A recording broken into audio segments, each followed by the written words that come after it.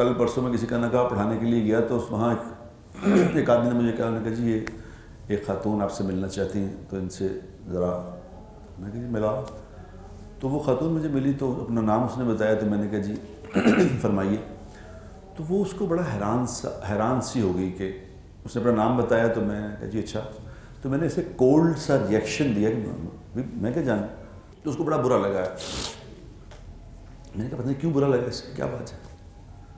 تو جب بعد میں آ گیا تو وہ انسٹاگرام پہ اس نے وہ میرا نکاح جو پڑھانا تھا وہ انسٹاگرام پہ لگایا ہوا تھا. تو مجھے کسی ہمارے خاندان کی کوئی خاتون ہے، اس نے فون کیا، اس نے کل آپ نکاح پڑھانے گئے تھے. میں کہا کہ تمہیں کیسے پتا؟ تھوڑے سے لوگ تھے، تمہیں کیسے پتا؟ تو اس نے کہا جی ہم بھی آپ کی خبر رکھتے ہیں. میں کہا کیا ہوا؟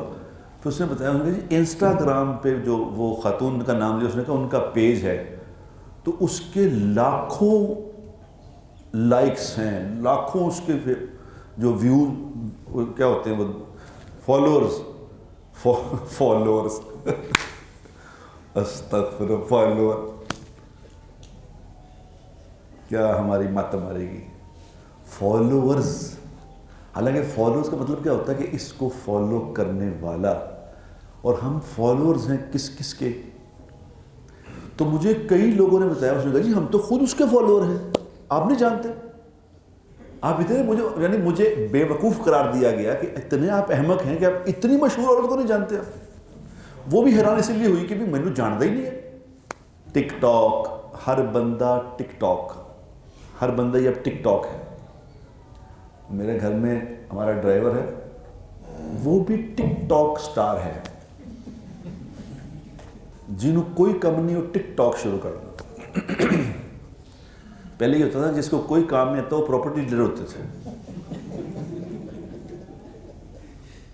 کوئی کام نہیں آتا، چلو پراپرٹی کی کر رہے جی، پراپرٹی ڈیلر. وہ ایک لڑکی نے کہا، اس نے کہا جی اونلی پاکستان کی زمین نہیں جن نے پراپرٹی ڈیلر ہے.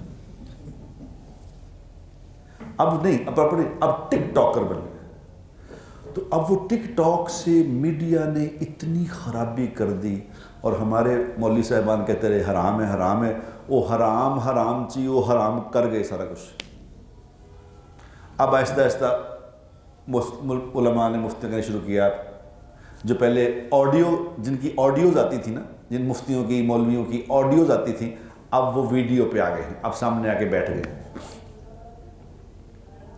آہستہ آہستہ وہ حرام کو حلال کی طرف. میں کہوں ان کی فائدہ ہو. Damage has been done. وہ کہتے ہیں، وہ کرکٹ میں کہتے ہوتے ہیں نا کہ جی وہ جب کوئی آدمی بڑا 80-90 سکور کر لے تو پھر آؤٹ ہو جائے تو کہتے ہیں جی آؤٹ ہو گیا. آؤٹ نہیں ہو گیا، ڈیمیج ہیز بن ڈن.